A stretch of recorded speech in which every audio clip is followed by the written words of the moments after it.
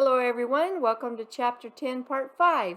In this video, you'll learn about risk analysis, risk identification and vulnerabilities, threat analysis, vulnerability assessments, asset threat and vulnerability mapping, risk results analysis, and security audits.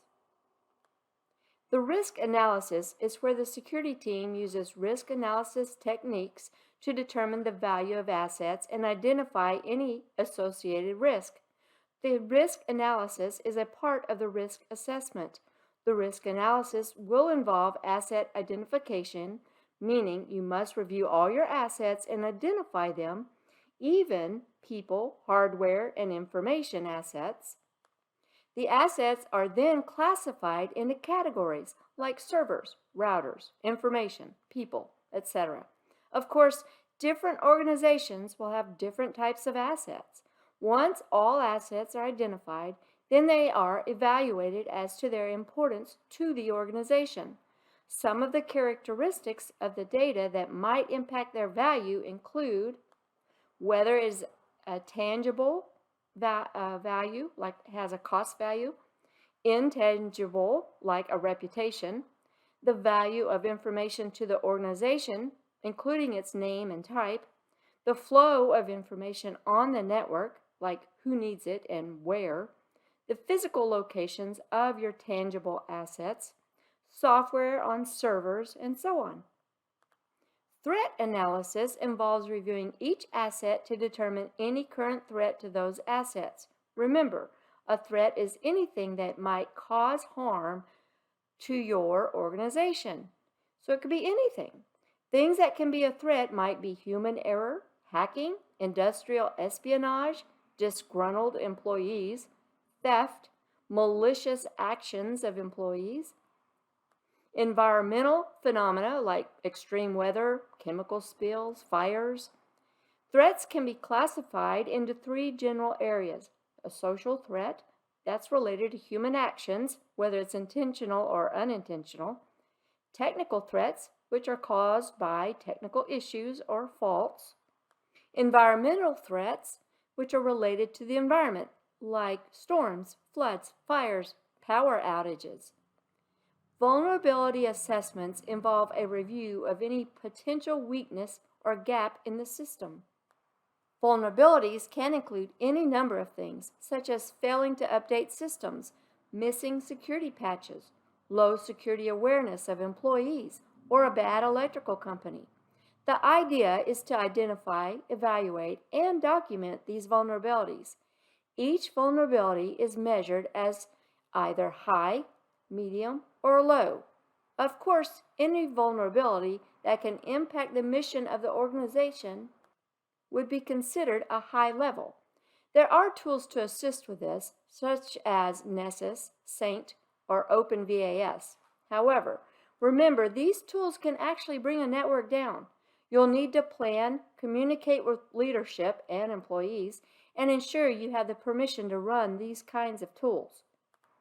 Asset, threat, and vulnerability mapping involves the process of documenting or pairing asset vulnerabilities with potential threats that could expose the vulnerabilities. When conducting this stage of the assessment, you should keep the formula risk equals assets times vulnerability times threats in your mind. Impact and probability assessment involves both an impact assessment and a probability assessment. Often, a form is used to chart the results of the assessment. There are several types of risk assessment charts you can use, but the one on this slide gives you a good idea of what you might find. The impact assessment is the process of determining the consequences or results of an incident. You should ask questions such as, how would this event impact the organization? Will money be impacted? Will time? What are the results? Then you would determine the level. And in this chart that we have on the slide, our level can go from 1 to 5. So we have a tornado, the impact would be a 5 if we had a direct hit. In other words, we could lose everything. But the likelihood's pretty small. I gave it a 2 out of 1 to 5. Then you multiply the two together, your risk level is a 10. And you can see how then at that point you can start comparing your risk levels of all your different risks. The probability assessment is a process of review of all your risk and asking what the likelihood of the event occurring is. So this is your likelihood or probability. This is the impact. Okay, how will it impact the organization? The higher the likelihood, the higher the score, low, medium, or high. You will evaluate every risk and determine the likelihood and the level of impact. Both of these scores help you prioritize the security solutions you're going to implement. Then, at this point, it's time for the risk results analysis. This involves analyzing your results of all your work and presenting them to leadership. You can use several methods for the risk results analysis. A quantitative, which is numerically based, remember, finances, or a qualitative, which typically uses low, medium, and high methods, have to be chosen. You can also include a risk map or a matrix approach, like we have here on this table on our slide. Qualitative analysis is subjective, allowing the one conducting the work to decide the values. The reviewer's experience, training, research, and judgment is used to determine the scores, like we have on this chart. Quantitative methods, however, require more time and greater effort, and it is a process that uses financial values to gain the decisions. Usually, they follow three terms that are used. There's single loss expectancy, or SLE. That's the expected monetary cost of the occurrence of a risk on an asset. Another one is annual rate of occurrence, or ARO. That's the probability that a risk will occur in a particular year. And you have to factor in the number of times it will occur in a year if no action is taken. Then you have ALE, or annualized loss expectancy, and that is the product of the ARO times the SLE. So ALE equals ARO times SLE. Once you have completed the risk analysis, it's time to select and implement security controls to mitigate the risk. You do this for each risk. Of course, one security control may impact several of the risks. It just depends on what is being done and what the risks are. There are three basic security control types that can be implemented. Technical controls can be done. That would be any technical solution, like a firewall, access controls, antivirus software, upgrades, etc. Then you have administrative or management controls.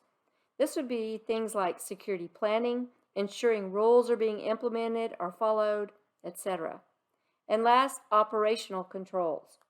That would be when security personnel are in place, data backups are being done consistently, contingency plans if something were to happen, and system maintenance type things.